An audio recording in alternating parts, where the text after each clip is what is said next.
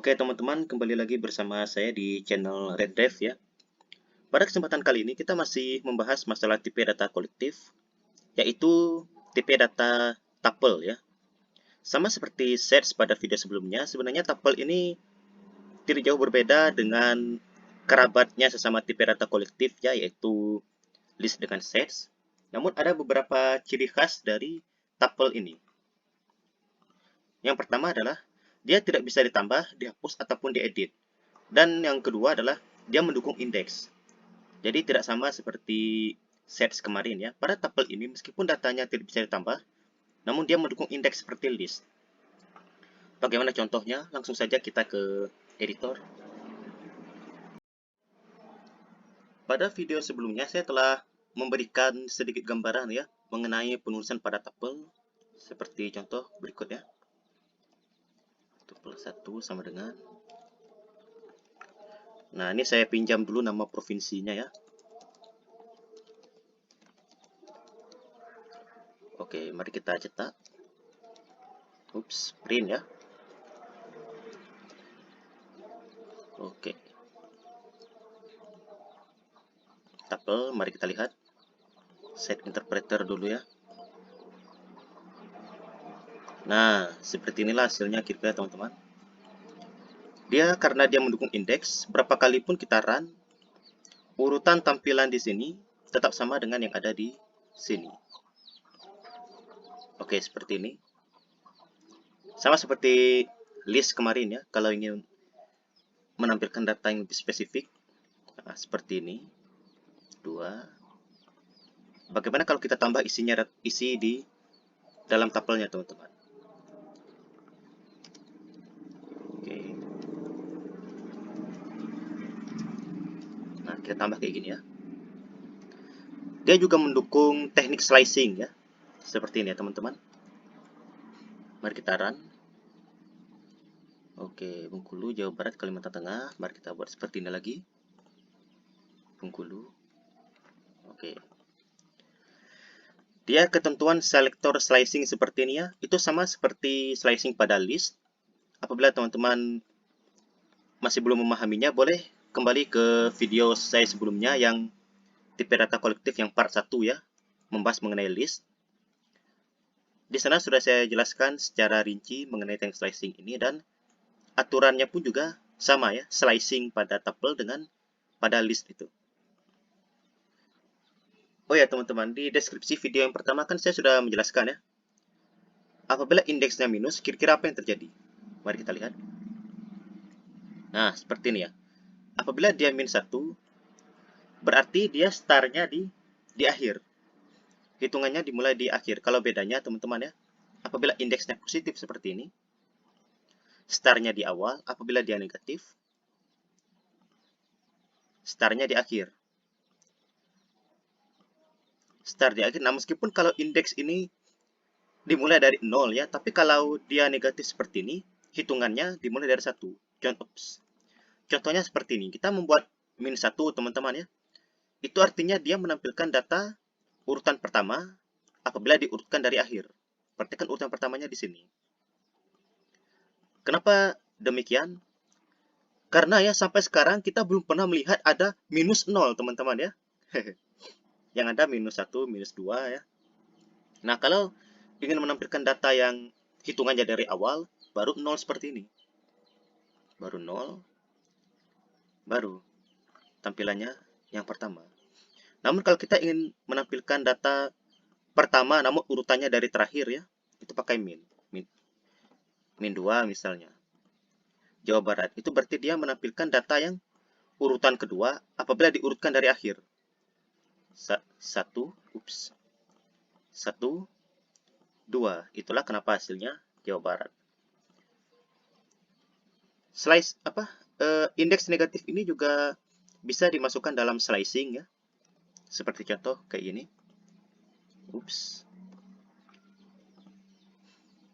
Oke. Jawa Barat, Kalimantan Tengah.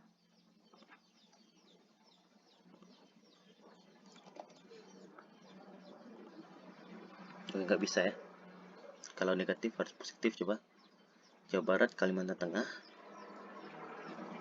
1. Nah, berarti itu maksudnya teman-teman. Misalkan dia kita buat di sini min 4 ya. Min 45 berarti Jambi, Bengkulu, Jawa Barat, Kalimantan Tengah. Berarti dia min 4 artinya dia tampilannya diawali dari data urutan keempat, namun pengurutannya dari akhir. Misalnya di sini min 4 berarti 1, 2, 3, 4.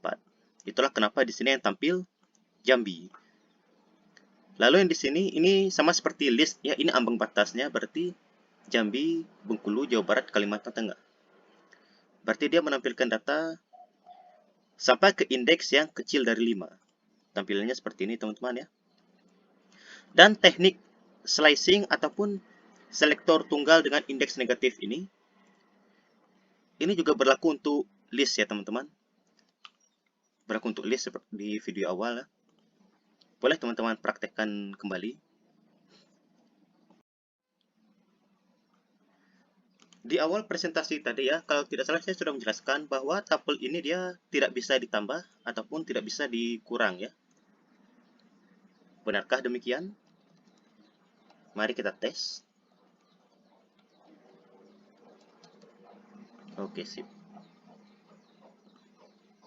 Nah,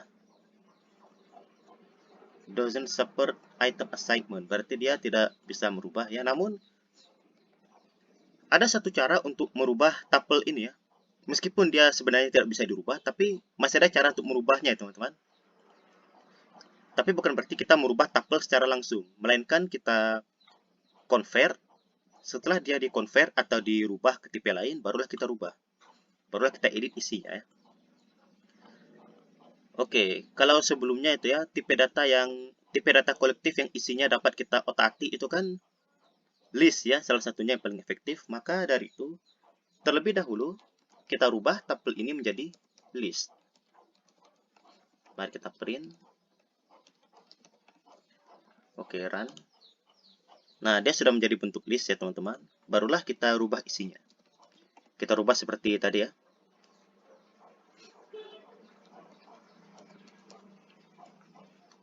Nah, setelah kita rubah isinya, baru kita kembalikan menjadi tuple. Print. Oops. Mari kita run. Kita hapus dulu print yang ini ya teman-teman. Nah, barulah hasilnya berubah seperti ini. Dengan teknik seperti ini ya teman-teman, pertama kita rubah menjadi list. Ini pada line 2, merubahnya menjadi list. Pada line ketiga, kita merubah isi pada indeks 1 menjadi Bali. List 4 kita kembalikan menjadi tuple, dan list 5 kita menampilkan sehingga outputnya sama seperti yang teman-teman lihat di sini. Oke. Pada video mengenai list itu ya, kita juga bisa mengedit dengan teknik slicing seperti ini ya. Hal ini pun juga bisa teman-teman lakukan apabila teman-teman ingin merubah isi tuple. Dengan catatan, tuple tadi harus dirubah ke list. Oh, sorry. Ini malah dia dipecah ya.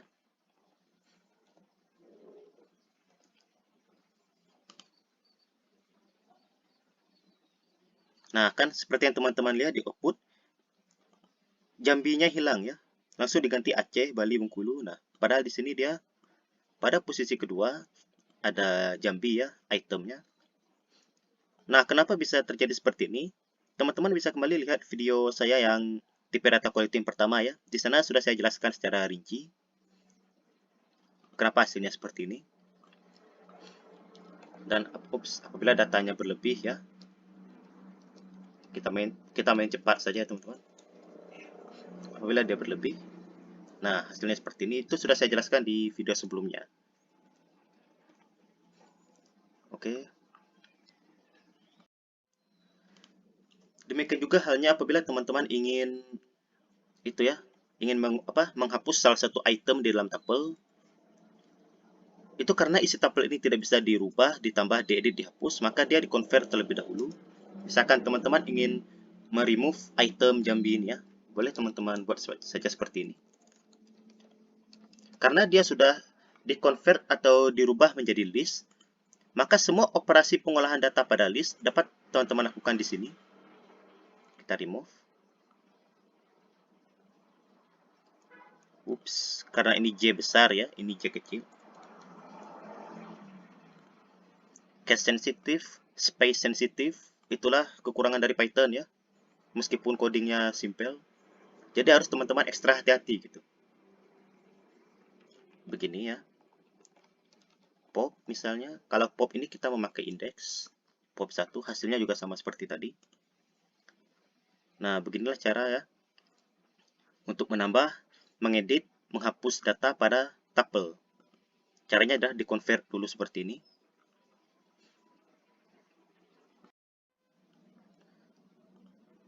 Selain dengan menggunakan list ya teman-teman untuk menampilkan isi di dalam tuple ini, kita juga bisa menggunakan teknik unpacking ya. Terlebih dahulu kita hapus dulu ini. Nah, unpacking seperti ini. Oke, kita hapus dulu ya teman-teman supaya lebih mudah. Ups. Nah, kita print 1, print 2, print 3. Kita run. Nah, seperti ini teman-teman. Ini adalah menampilkan isi dalam tuple dengan menggunakan teknik unpacking. Mari kita jelaskan line per line ya. Line pertama ada tuple-nya. Nah, di line kedua inilah tempat di mana kita akan meng-unpack. Di sini ada 1, 2, 3 sama dengan tuple 1. Ini artinya variabel 1 di sini ya. Ini akan memuat item pada indeks pertama yaitu Aceh. Variabel 2 di sini akan memuat item nomor 2 atau item pada indeks 1 ya. Sorry, indeks kan dimulai dari 0 ya. Ini 0, ini 1, berarti 2 ini memuat indeks ke 1. Variabel 3 ini memuat item pada indeks kedua. Itulah kenapa hasilnya bisa seperti ini teman-teman. Seperti yang teman-teman lihat di output. Oke, apa jadinya kalau variabelnya berlebih? Variabel lagi. Itemnya berlebih seperti ini, sedangkan di sini hanya ada 3 variabel untuk meng-unpack. Kita run. Too many values to unpack. Oke. Bagaimana kalau dia terlalu sedikit atau kurang? Not enough values. Oke. Jadi catatan teman-teman ya, kalau ingin meng-unpack seperti ini, itu jumlah itemnya harus sama dengan jumlah variabel untuk meng-unpack ya. Namun ada ketentuan lain apabila dia itemnya berlebih seperti ini. Salah satu variabel unpack di sini harus teman-teman beri tanda bintang. Seperti contoh, nah seperti ini 3 bintang, kita run. Ups, sorry ya, ada kesalahan. Kesalahannya adalah bintangnya nggak di depan tapi di belakang ya. Nah, di sini kita run. Oke. Aceh, Jambi. Nah, di sini dia. Maksud dari tanda bintang ini adalah apabila isi di dalam tuple ini berlebih ya, maka item yang berlebih tadi akan ditampung di dalam variable unpack dengan tanda bintang di awalnya. Kita lihat outputnya. Variabel 1 masih seperti tadi ya, menampung indeks 0. Variabel 2 menampung indeks yang ke-1. Nah, variabel 3 ini karena diawali dengan bintang, maka dia akan menampung semua item yang berlebih. Itulah kenapa di sini bisa dilihat Bengkulu, Jawa Barat, Kalimantan Tengah. Karena yang berlebih adalah yang ini. Oke, ini apabila bintangnya kita letakkan di akhir ya. Bagaimana kalau variabel bintangnya kita letakkan di tengah? Kita run. Oke, berarti variabel 1 masih yang sama seperti tadi teman-teman ya. Menampung indeks 0. Nah, yang 3 menampung yang terakhir. Lalu variabel item yang berlebih di tengah ini barulah dimasukkan di 2 ini. Mari kita rubah lagi teman-teman ya. Apabila bintangnya di awal, kita run. Nah, Yang 2 menampung Jawa Barat, yang 3 menampung Kalimantan Tengah. Variabel yang berlebih di item ya. Item yang berlebih di awal ini akan ditampung di variabel 1. Jadi ini fungsi dari tanda bintang ini teman-teman. Saat kita ingin meng-unpack isi di dalam tuple, tanda bintang ini berfungsi untuk menampung apabila ada apabila ada item yang berlebih di dalam variabel tuple. Jadi kalau dia berlebih, dia akan disimpan di dalam unpack. Jadi itu ketentuannya teman-teman, apabila item di dalam tuple ini berlebih, namun variabel untuk meng-unpack-nya itu kurang, maka salah satu dari variabel untuk meng-unpack tadi harus teman-teman beri tanda bintang. Seperti contoh kayak gini ya, kalau dia kurang lagi, nah supaya lebih jelas, 3 is not defined. Kita hapus dulu. Nah, jadi ini kesimpulannya teman-teman. Tanda bintang ini untuk menampung yang berlebih. Item di dalam tuple pun itu dapat digabungkan dengan tuple yang lain ya. Seperti contoh, atau dengan kata lain ya, kita bisa menggabungkan satu tuple dengan tuple lain. Berikut contohnya. Oke. Nah, seperti ini.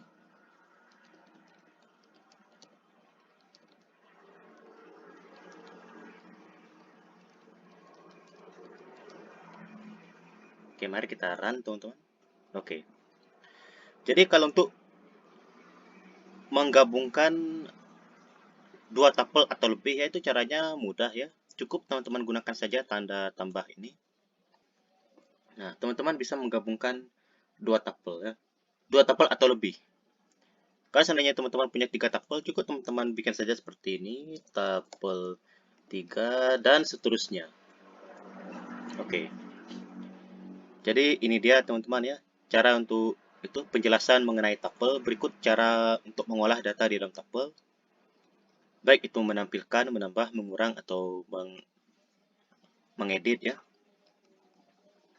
Insya Allah kalau tidak ada halangan, pada minggu depan kita akan masuk ke seri terakhir dari tipe data kolektif, yaitu mengenai mengenai dictionary ya.